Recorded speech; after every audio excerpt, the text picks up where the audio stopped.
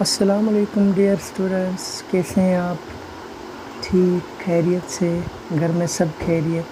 तो मैं उम्मीद करता हूँ आप सब लोग खैरियत से होंगे।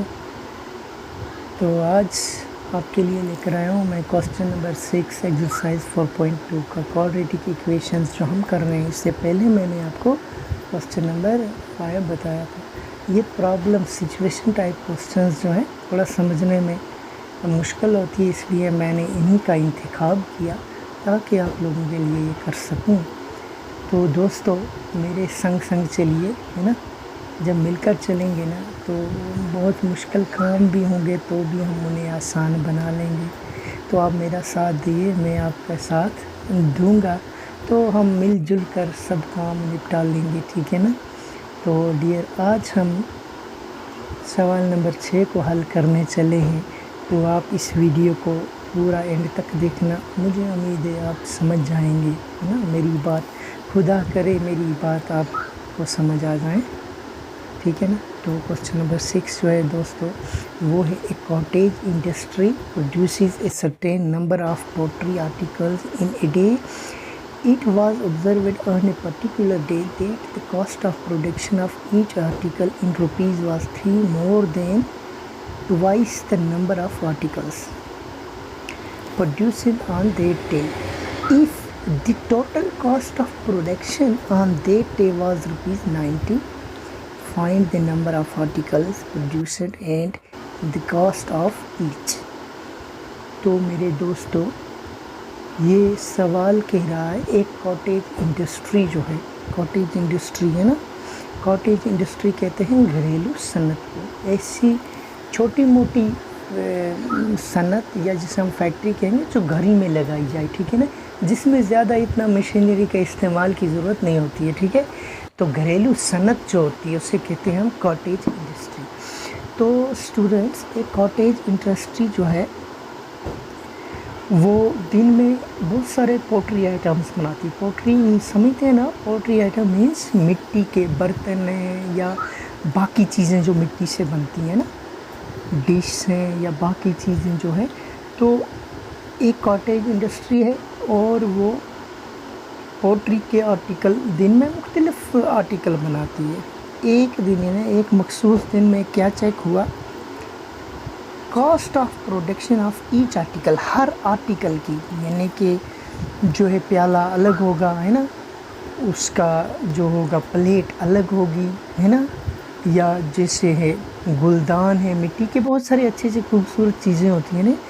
तो ये कह रहा है cost of production of each article was 3 more than twice the number of articles produced. अब आर्टिकल्स प्रोड्यूस्ड का मतलब है आर्टिकल्स कितने बनाए, ठीक है ना।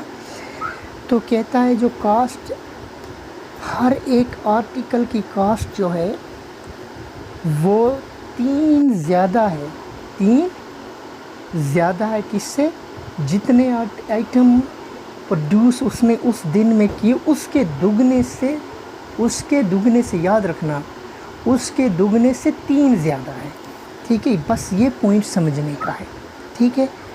तो हमें क्या करना है, if the total cost of production, कहता है अगर टोटल कॉस्ट जो है प्रोडक्शन की वो है ₹90, तो आपको बताना है नंबर ऑफ़ आर्टिकल्स प्रोड्यूसड और कॉस्ट ऑफ ईच, कितने आर्टिकल इसने उस दिन में बनाए और हर एक की कीमत क्या है ये हमें बतानी है, ठीक है ना। तो इसने एक चीज़ हमें बताई है, cost of production of each article in rupees was 3 more than, यानी आर्टिकल के जितने नंबर हैं, जितने भी वो प्रोड्यूस करेगा दिन में, उसके दुगना से 3 जो है उसकी कॉस्ट है, ठीक है ना, समझ गए। तो उससे 3 ज़्यादा, उसके दुगना से 3 ज़्यादा उसकी कॉस्ट है। तो डियर, हमें ये मालूम यहाँ ये नहीं है कि उसकी कॉस्ट कितनी है या वो कितने आर्टिकल जो है वो उस दिन में बनाता है। तो जिस चीज़ का हमें इल्म ना हो तो हम क्या करते हैं, उसे खुद ही सपोज कर लेते हैं। तो वही हम करेंगे, सॉल्यूशन है। तो हम क्या करेंगे, let is the number of articles produced be x. तो हम मान लेते हैं कि उस दिन में जो आर्टिकल वो बनाता है वो कितने हैं, एक्स नंबर्स में, ठीक है ना, एक्स से, यानी कि वो एक्स नंबर्स में बनाए उसने। तो अब सवाल कहता है कॉस्ट ऑफ प्रोडक्शन क्या बताई थी उसने, उसने बताया था कि उसके दुगना, है ना, आर्टिकल्स के दुगना से 3 ज़्यादा। तो आर्टिकल्स का दुगना जो है वो 2x है। अगर हमने मान लिया कि आर्टिकल्स जो हैं वो x प्रोड्यूस हुए तो उसका दुगना हो गया ना 2x, और फिर उससे 3 ज़्यादा यानी +3। तो ये चीज़ हमारे पास बन गई। अब इसने एक और चीज़ कहा है कि टोटल कॉस्ट जो प्रोडक्शन की वो ₹90 है। कितनी है? 90 है।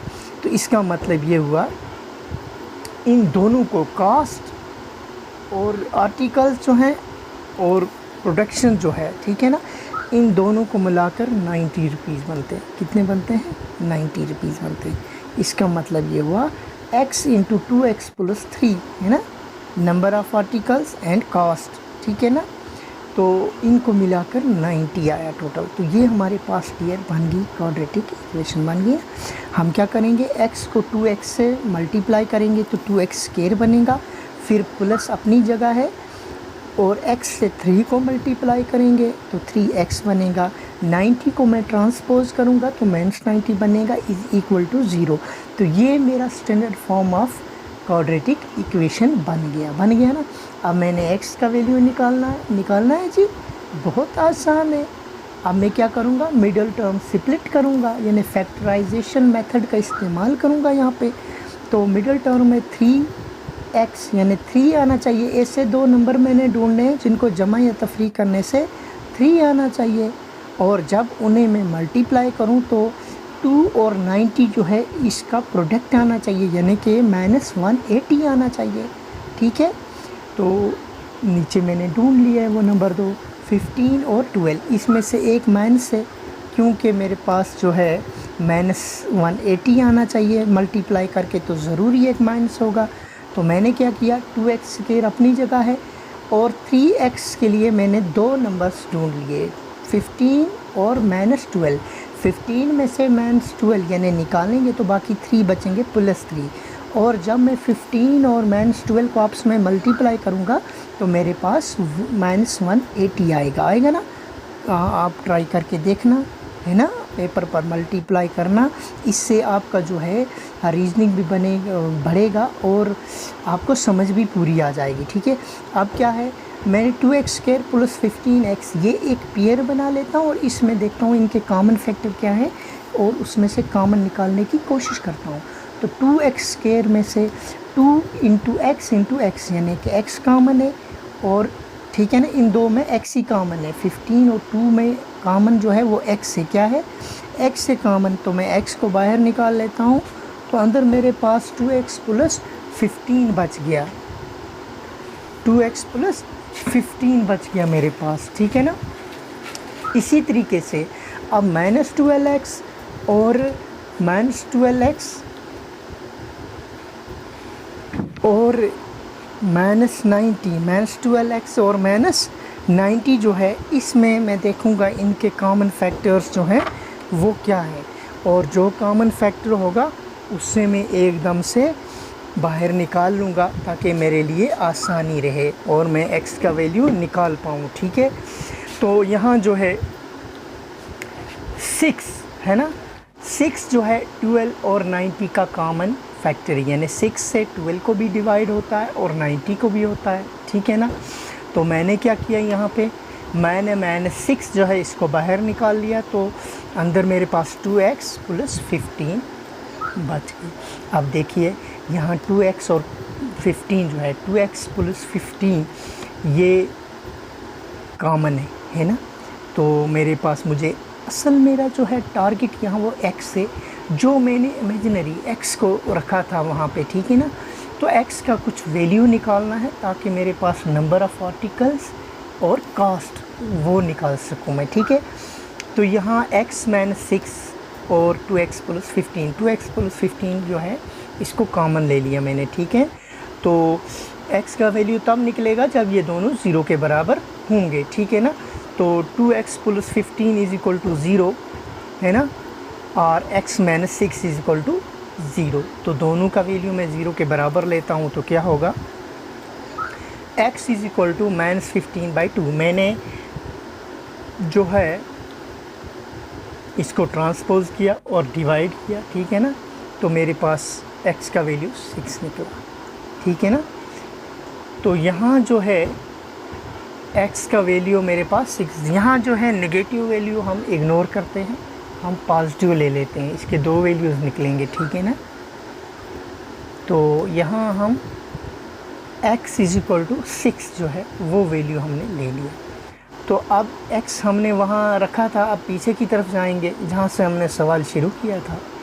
तो वहाँ क्या है, a is the number of article produced can only be positive integer, ठीक है ना, पॉजिटिव हो सकता है, नेगेटिव मत हो सकता है। इसलिए हमने 6 जो है ये वैल्यू ले लिया और हमने नेगेटिव वैल्यू को इग्नोर कर लिया, ठीक है ना।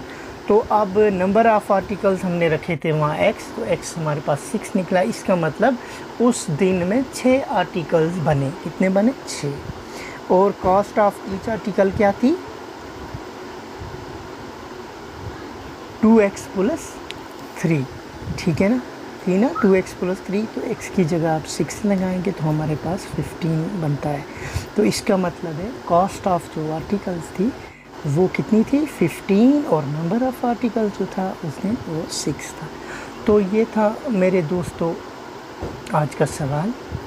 उम्मीद है आपको मेरी बात समझ आई होगी। अगर नहीं समझ आई यार तो बोलिए, फिर मैं थोड़ा अपना जो है आर्ट ऑफ टीचिंग ये थोड़ा चेंज कर लूँगा। मैं कोशिश करता हूँ सिंपल लैंग्वेज इस्तेमाल करने की जो आपकी समझ में आ जाए। अगर आपको कहीं से मुश्किल नज़र आ रही हो तो आप मुझे पॉइंट आउट कीजिए, मैं उसे सुधारने की कोशिश करूँगा। अब मेरी वीडियो को यार एक लाइक कर देना, है ना, सब्सक्राइब मेरे चैनल को कर देना ताकि आपको भी बेनिफिट हो और मुझे भी, और मेरी इस वीडियो को शेयर भी करना। तो नेक्स्ट वीडियो तक